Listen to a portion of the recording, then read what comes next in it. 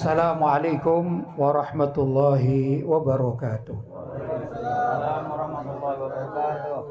Alhamdulillah. Wassalatu wassalamu ala Rasulillah Sayyidina Muhammad ibn Abdillah wa ala alihi wa sahbihi wa man wala wa la hawla wa la quwwata illa billah, amma ba'd. Hadratul mukarramin, ma'asyiral asatidzah al-kurama, bapak-bapak hadirin yang dirahmati oleh Allah, sesepuh bini sepuh di Sampanahan yang ikut hadir, demikian juga barangkali ada yang hadir dari aparat atau perangkat desa. Mudah-mudahan malam hari ini kita mendapatkan berkah dari Allah SWT. Dan tak lupa kepada tuan rumah yang malam hari ini ditempati peringatan Maulid Nabi atau sholawat keliling di Sampanahan, hari yang ke-19 tadi ya. Alhamdulillah, luar biasa, Masya Allah. Alhamdulillah, mudah-mudahan juga kelak kita mendapatkan syafaat dari junjungan kita Nabi besar Muhammad Sallallahu Alaihi Wasallam. Bapak-bapak dan saudara-saudara yang dirahmati oleh Allah, satu kenikmatan bagi kita warga Ahlussunnah wal Jamaah, dan sekarang ini juga banyak di tempat-tempat lain selain di Sampanahan yang melaksanakan peringatan atau maulid keliling ya, macam-macam lah. Ada yang seminggu, ada yang juga yang lebih dari itu, ada yang 40 hari. Ada yang di sini berapa rencananya? 41 hari. Dan Bapak, ini semua adalah tradisi yang baik. Entah itu tradisi baru atau mungkin dulu sudah pernah, kita tinggal melanjutkan juga, adalah suatu hal yang baik. Gak perlu takut, termasuk takut dituduh bid'ah, sesat, gak perlu takut ya. Nah, kita jalani saja ya. Biar anjing-anjing itu menggonggong, Maulid Nabi kelilingan tetap berjalan. Alhamdulillah. Dan tentu kita ada harapan dengan baca Maulid keliling itu 41 hari, berarti setiap malam kita melantunkan sholawat kepada Nabi Muhammad Sallallahu Alaihi Wasallam. Sesuai dengan hadis Nabi Muhammad Sallallahu Alaihi Wasallam,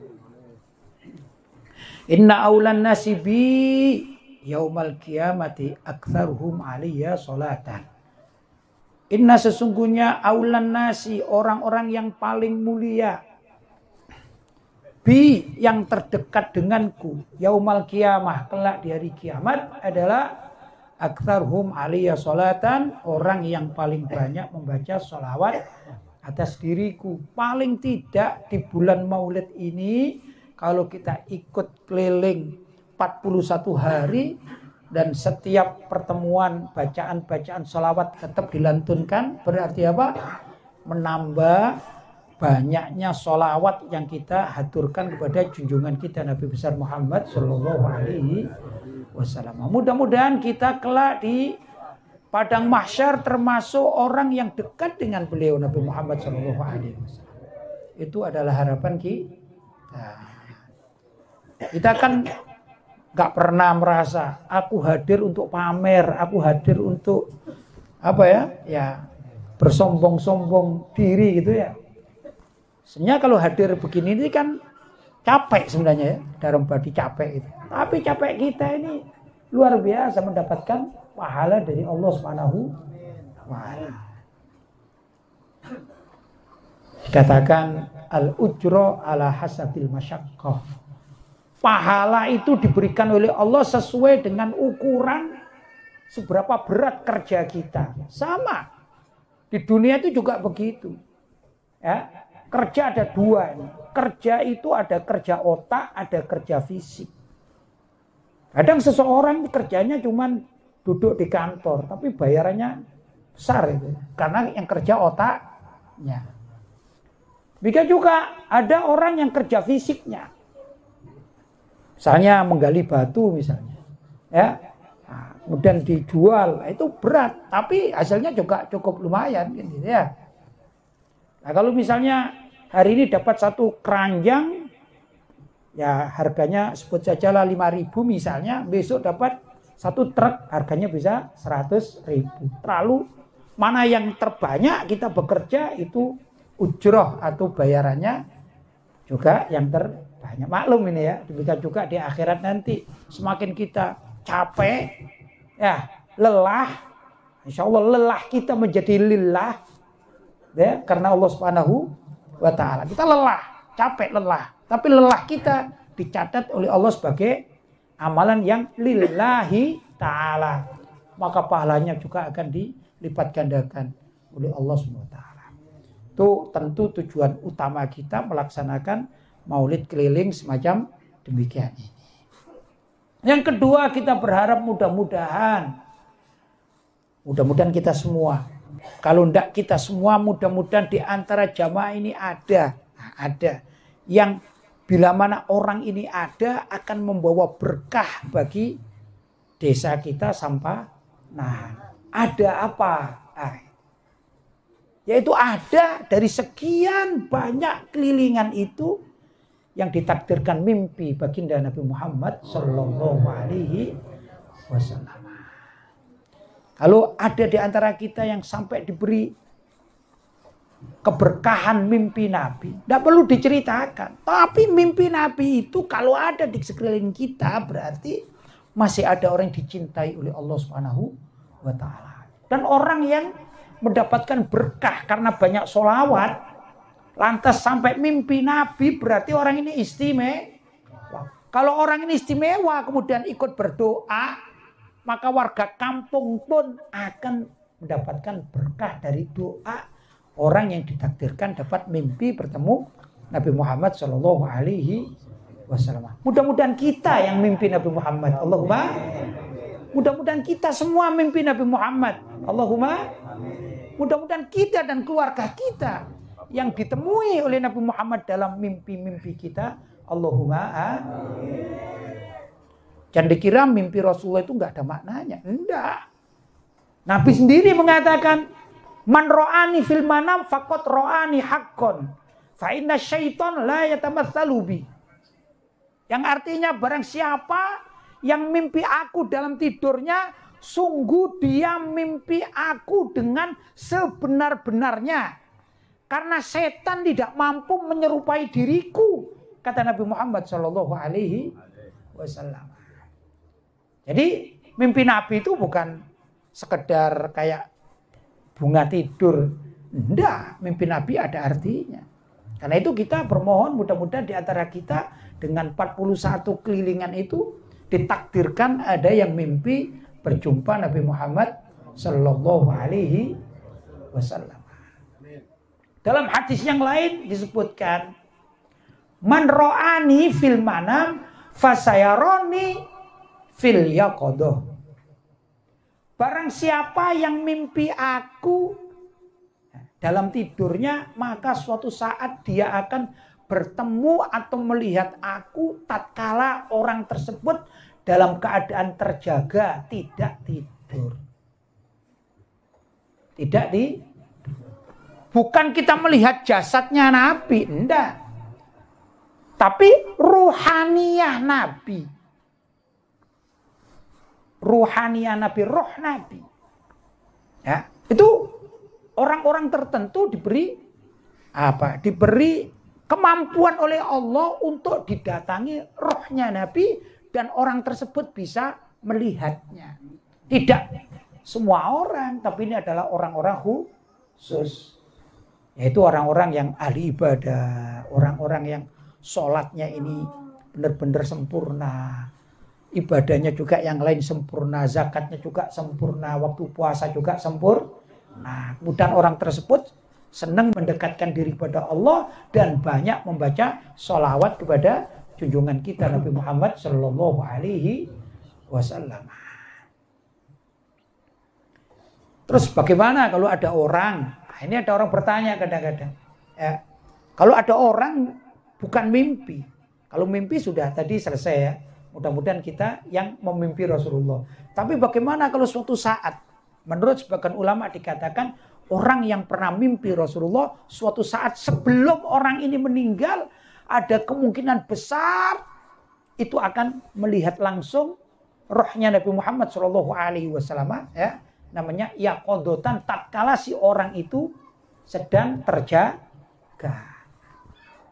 Ini hadis, bukan kata saya ini, kata menurut para ulama bahwa orang tersebut pertama yang pasti kelak di padang mahsyar dia akan ditemui oleh Nabi Muhammad SAW. Dan ini yang kita harapkan. Karena tatkala padang mahsyar ini tempat yang sangat menakutkan bagi setiap orang. Bayangkan kita sekarang di Sampanahan ya. Ini malam hari saja panas demikian sampai perlu kipas angin itu ya. Padahal malam hari ini ya nggak ada matahari. Kalau siang gimana ya kira-kira? Lebih panas. Saya tanya, mataharinya tuh berapa kilometer dari sini, Pak? Berjuta kilometer. Ya, itu pun kalau siang hari tidak ada mendung, panasnya luar biasa. Betul. Itu kelak di padang mahsyar, matahari ditarik sampai sejengkal hasta atau mungkin lebih mudah 1 meter, 2 meter kayak lampu ini. Itu mataharinya. Matahari segitu ukurannya. Gimana kira-kira rasanya panasnya, Pak? Tidak bisa membayangkan kita. Ya, panasnya tidak bisa membayangkan. Nah, di saat itulah Nabi Muhammad SAW mengatakan, siapa yang dulu di dunia banyak baca sholawat kepadaku, maka dia ini dekat denganku. Dan Nabi Muhammad membawa midallah atau payung yang akan menaungi orang-orang yang ahli bersolawat kepada beliau Nabi Muhammad SAW. Maka orang yang tadi itu mimpi Nabi, sehingga suatu saat dia akan bertemu Nabi secara langsung, yaqodotan, menurut sebagian ulama bahwa kelak di akhirat dia akan langsung bertemu Nabi, berarti dekat dengan naungan Nabi. Di saat manusia kebanyakan kepanasan, menangis, menjerit, maka orang tersebut terlindungi dengan naungan Nabi Muhammad SAW. Mudah-mudahan kita yang termasuk dinaungi oleh naungan Nabi Muhammad SAW. Itu takwilan pertama. Takwilan kedua, kata sebagian para ulama, ya enggak begitu. Itu memang besok di padang mahsyar kita mendapatkan naungan dari naungan Nabi. Apalagi ahli sholat. Tapi betul-betul di dunia itu melihat seperti orang mimpi tapi dia tidak tidur. Sering kok kita itu begitu. Ya di sini bukan kita bicara mimpi Nabi atau ketemu Nabi. Sering kadang-kadang kita ini ada mendapati suatu kondisi, gitu ya. Kita tidak tidur, tiba-tiba seperti terlelap, kemudian mendengarkan sesuatu yang bisa kita rasakan, sedangkan anak-anak kecil bergurau, gitu ya. Bergurau, kita dengarkan anak-anak kita bergurau dan kita mendapatkan satu peristiwa seakan-akan kita tidak tidur. Memang tidak tidur walaupun tidak bisa berbuat apa-apa. Kan sering terjadi gitu. Ya. Maka terjadi juga kepada orang yang didatangi Rasulullah SAW. Roh beliau datang. Dan orang tersebut yang mempunyai keistimewaan karena banyaknya membaca sholawat, bisa melihat langsung baginda Nabi Muhammad SAW. Itu keyakinan Ahlus Sunnah wal Jamaah. Roh menurut Ahlus Sunnah wal Jamaah itu dibagi menjadi 2. Ya. Pertama, roh orang-orang jahat, terutama orang-orang kafir. Itu tatkala mati, maka roh tersebut ditanya, "Marrabbuka?" Itu ya.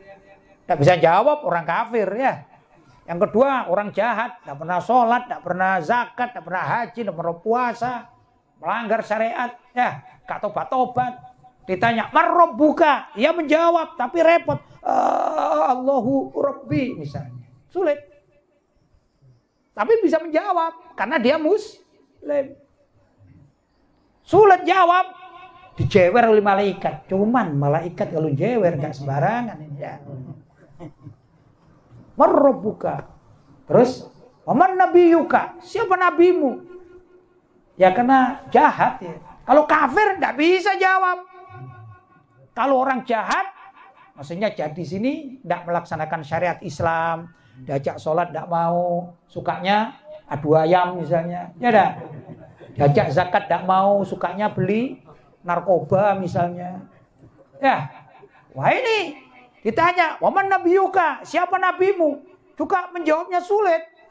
Kayak orang kena stroke gitu, gitu ya, sulit. Nabimu, Nabi Muhammad, nabiku. Bisa jawab. Sentil sama malaikat cepat, tapi tangannya malaikat kan besar, habis itu. Apalagi orang kafir dia bisa jawab. Jadi sejak mati langsung disiksa oleh Allah SWT. Maksudnya Allah perintah kepada malaikat yang mengurusi siksa kubur, maka orang tersebut disiksa. Gak sempat berbuat apa-apa, namanya disiksa. Gimana dengan rohnya orang soleh? Gimana dengan rohnya orang yang cinta Nabi? Gimana dengan rohnya? Mudah-mudahan kita semua adalah orang-orang yang baik, orang-orang ahli tobat, orang-orang ahli ibadah. Maka tatkala kita sudah ditanya, "Marabbuka?" Kita jawab, "Allahu Rabbi." "Wa man nabiyuka?" Siapa nabimu? Kita jawab, "Muhammad dan Nabi," dan seterusnya. Selesai pertanyaan. Semua pertanyaan kubur bisa kita jawab. Maka roh kita yang sudah bisa jawab pertanyaan itu diperintahkan untuk istirahat. Istirahat. Kalau istirahat, ya sudah. Bisa pergi kemana-mana. Bisa menengok keluarganya. Ya. Karena ada itu riwayat. Mayit kalau malam Jumat itu akan pergi ke rumahnya masing-masing. Bukan minta minum, bukan. Jangan dikasih kopi, jangan. Salah itu, adat salah. Apalagi minta rokok, sama sekali enggak. Mayat enggak butuh itu. Mayat butuh makanan dan minuman dari doa. Kita baca Yasin, kita baca doa, baca sholawat untuk mayat, itu makanannya mayat. Bukan, ayah saya, kakek saya ini dulu suka, apa namanya? Suka apa tadi? Suka makan pisang. Saya masakkan pisang ini nih. Ayah saya dulu, ibu saya dulu suka mie, buatkan mie misalnya.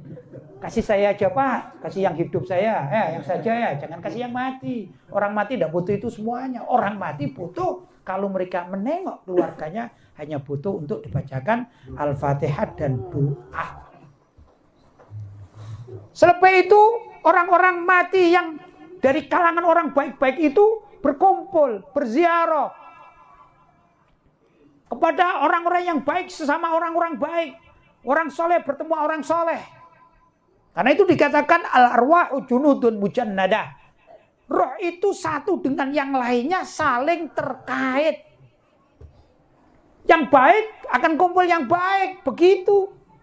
Nah, disinilah tatkala Nabi Muhammad SAW, ya, itu rohnya orang biasa sudah bisa ziarah satu dengan yang lainnya. Bagaimana dengan rohnya Nabi Muhammad SAW? Maka beliau juga akan hadir dalam segala kegiatan keislaman.